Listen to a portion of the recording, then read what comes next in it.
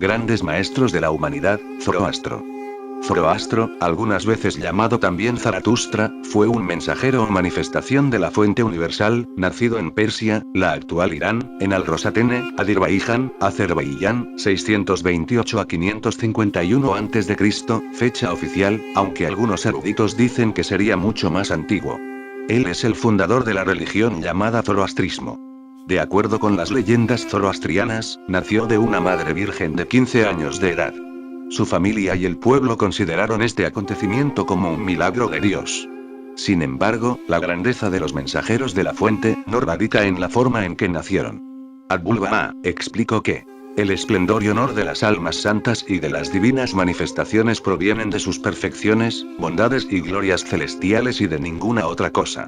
La madre de Zoroastro tuvo sueños alarmantes, donde entidades malignas que deseaban destruir al niño, sin embargo, este era protegido por espíritus celestiales, que le custodiaban. Le decían en el sueño que no había nada que temer, porque Dios protegería al infante por ser enviado como mensajero divino ante la humanidad. Aún en su tierna edad, Zoroastro mostraba sabiduría extraordinaria en su conversación y en su manera de ser. Su vida fue salvada milagrosamente, muchas veces de los enemigos que trataban de martirizarlo a fin de que no llegara a la madurez y no cumpliera su misión divina. A los 15 años de edad, Zoroastro realizó valiosas obras religiosas y llegó a ser conocido por su gran bondad hacia los pobres y hacia los animales.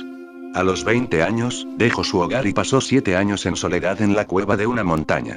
Luego regresó a su pueblo y, a la edad de 30 años, recibió la revelación divina que inició con una serie de 7 visiones. Zoroastro predicó incesantemente que si bien los hombres eran libres de elegir su camino, tenían una obligación moral con la creación, y la fuente universal, de seguir el camino del bien. Las palabras de Zoroastro fueron: pensamientos puros, palabras puras. No deis rienda suelta a la cólera. Pues cuando el hombre se entrega a la cólera, olvida su deber y las buenas obras. La más grande de todas las buenas obras es estar agradecido en el mundo y desear felicidad para todos. No temáis a la muerte, que es una realidad. Temed solo a no haber vivido suficientemente bien. Asimismo, Zoroastro les dio a sus seguidores 3 mandamientos. Hablar la verdad. Cumplir con las promesas que uno hace. Mantenerse libre de deudas.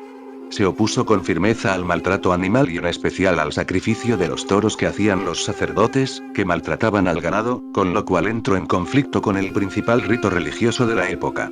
Zoroastro atacó duramente a Irima, el primer rey que dio a comer a los hombres trozos de carne de buey. Enseñó que los dioses de las tribus nómades eran espíritus malignos que habían llegado al mundo para perder a los hombres en su camino. Tal vez una idea moderna, sobre los espíritus que buscan en los seres humanos un alimento energético. También se dice que entre sus visiones, Dios, la fuente, la conciencia, tiene 2 hijos gemelos, Ahura Mazda, el bien, y Angra Mainyu, el mal. Una representación de lo que sería el bien y el mal, en nuestro mundo material, solo una manifestación dual de la energía cósmica, que se divide al entrar en contacto con la materia. Ellos emanarían, a cada lado sus sirvientes, tanto fuerzas del bien, espíritus benefactores, y por otra parte, los espíritus demoníacos. De lo siguiente podríamos desprender, que todas las formas de inteligencia del universo, toman uno de estos 2 caminos, según su libre decisión, en ocasiones puede ser influenciada. Personalmente, esto podría estar vinculado a las leyes de la física y de la termodinámica. La luz, el bien, da calor, vida, hace que la materia se desarrolle. Por otra parte, la oscuridad, el mal, el frío, la muerte, hace que todo se pudra. Zoroastro encontró muy difícil convertir a la gente a su nueva religión. En 10 años de prédica, hizo solamente un creyente, su primo. Recordemos que el caso de Jesús, Juan el Bautista, era su primo. Durante este período el llamado de Zoroastro fue como una voz en el desierto. Nadie le escuchaba, nadie le atendía. Fue perseguido y hostilizado por los sacerdotes de la religión de la época. Los príncipes rehusaron darle apoyo o protección. Lo encarcelaron porque su nuevo mensaje perturbaba la tradición y causaba zozobra en las mentes de sus súbditos. No obstante, Zoroastro persistía en el cumplimiento de su misión. Efectuaba curaciones y milagros, enseñaba constantemente sus nuevas instrucciones espirituales y científicas, para la guía y educación de la gente. 2 años después de que su primo se hizo creyente, Zoroastro logró influenciar al rey Vistapa, quien se hizo un ferviente seguidor de su fe. Esto fue el comienzo de la verdadera difusión de las enseñanzas de Zoroastro y de una gran riqueza. Luego, la corte real siguió los pasos del rey, y más tarde, el zoroastrismo llegó a ser la religión de la nación persa. La influencia de la religión zoroastriana se esparció hasta Grecia y Roma. Pitágoras se interesó en esta fe y estudió con un sacerdote zoroastriano. Sócrates también tuvo un instructor zoroastriano llamado Gobidas. Platón quiso visitar Persia para estudiar con los zoroastrianos, pero le fue impedido realizar su deseo, porque estalló una guerra. Las escrituras sagradas del zoroastrianismo se llaman Zend-Avesta, lo cual significa comentario sobre el conocimiento. Zoroastro fundó una civilización de carácter eminentemente agrícola, impregnada de la idea práctica de la vida, destinada a educar a los hombres en una creencia noble y una moral sublime. La esencia de esta religión es la acción y el trabajo. Zoroastro designó la laboriosidad y el trabajo como actos santos. Dijo: la diligencia en nuestro trabajo es la más grande obra. El que ara la tierra con diligencia adquiere más mérito del que podría obtener por medio de 1000 oraciones en ociosidad.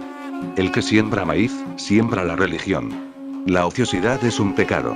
Zoroastro entretejió principios de la ciencia astronómica con enseñanzas filosóficas y religiosas. La pureza práctica y perfecta es la tonalidad de esta moral. Recalca la pureza en todas las acciones de la vida personal. Su fórmula sagrada es: la pureza es para el hombre, después de la vida, el más grande bien. He aquí el famoso axioma de la religión zoroastriana: pensamientos puros, palabras puras y obras puras.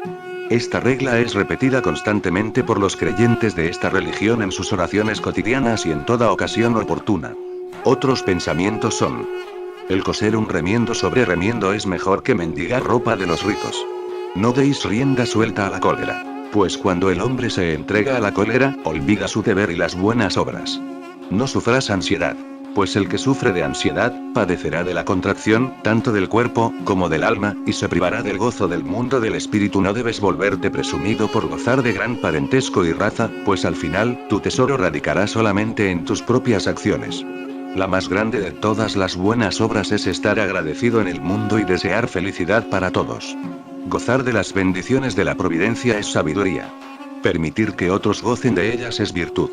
Hace ya 3000 años, el gran profeta Zoroastro amonestó y condenó fuertemente el aborto. Dijo, entre otras cosas: si un hombre se acerca a una doncella, sea que es dependiente del jefe de la familia o no, sea entregada a un esposo o no, y ella concibe de él, no lo dejen destruir el fruto en ella. La habilidad de un hombre es el conocimiento que emana de luz divina.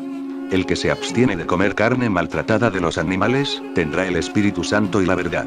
Sé bueno, sé amable, sé humano y caritativo, ama a tus semejantes, consuela a los afligidos. Perdona a los que te han hecho daño. La veracidad, castidad, obediencia a los padres, hospitalidad, honradez y compasión a los animales, son virtudes estimadas de un modo especial. La caridad es parte esencial de la religión. Pero caridad inteligente hacia los que son dignos de ella. Se debe rechazar la hipocresía, codicia, negligencia, frivolidad, violencia, ostentación e insolencia. Zoroastro dio 3 mandamientos: hablar de la verdad, cumplir con las promesas que uno hace y mantenerse libre de deudas. La regla de oro del zoroastrianismo es: actúa como deseas que hagan contigo. A la edad de 77 años, Zoroastro fue asesinado por hambre, mientras oraba frente al fuego sagrado, símbolo de la divinidad, en el templo. Las profecías de la religión zoroastriana anunciaron que, después de 1000 años, aparecería un Salvador o Mesías. Se entiende que esto se refería a Jesucristo. Es notable que previeron el nacimiento de un rey de los judíos, envuelto en pañales en un pesebre. Los reyes magos que siguieron la estrella hasta Belén, eran zoroastrianos, y los primeros en reconocer a Jesús. Ellos conocían la astronomía y tenían la creencia de que un nuevo astro aparecería cada vez que la fuente universal enviaba a la Tierra un nuevo mensajero divino. Mientras escribo estas líneas, no puedo dejar de pensar en la antigua profecías de los nativos americanos Hopis, quienes hablan de la gran estrella azul en el cielo, que marcará el comienzo de una nueva era espiritual para la humanidad. Además, Zoroastro profetizó que en un futuro lejano, el Espíritu de Dios se manifestaría otra vez en un Mesías que aparecería en Persia, el país donde Zoroastro mismo había nacido. Dijo que llegaría el tiempo en que se levantaría de la raza persa el Shah-Bahram, el prometido Señor, el Salvador del mundo, el gran hacedor de la paz, quien sería de descendencia zoroastriana y en cuya época el bien triunfaría sobre el mal. Se disiparían las tinieblas y vendría una era culminante del reinado de la luz, beatitud y reconciliación. Pronosticó que este Salvador descendería de las familias reales del país de Zoroastro y se levantaría para unir a los pueblos y renovar al mundo.